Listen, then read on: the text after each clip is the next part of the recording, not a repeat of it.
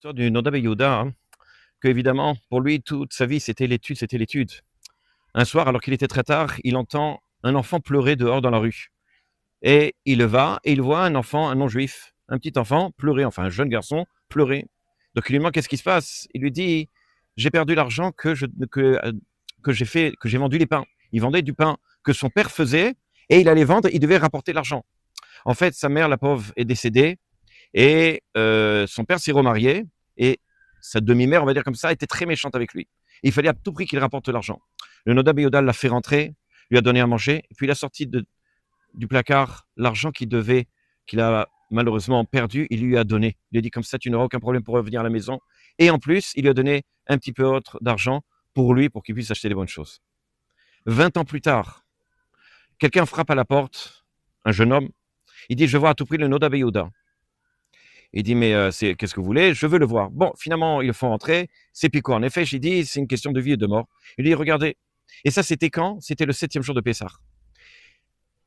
Il dit, regardez, le goy qui a la boulangerie où tout le monde, les juifs vont prendre le pain, comme il déteste les juifs, il a empoisonné la pâte. Et il sait que ce soir, vous allez tous acheter le pain.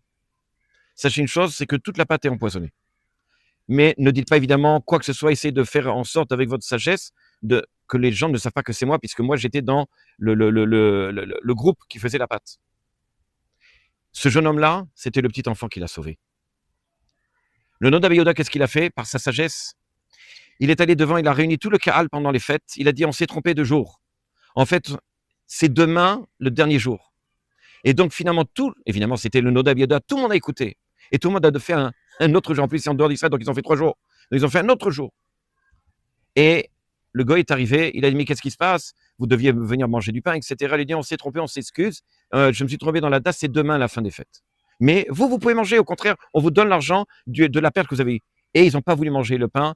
Et finalement, ils ont vérifié, d'ailleurs, parce qu'il a demandé comment ça se fait que vous ne mangez pas le pain.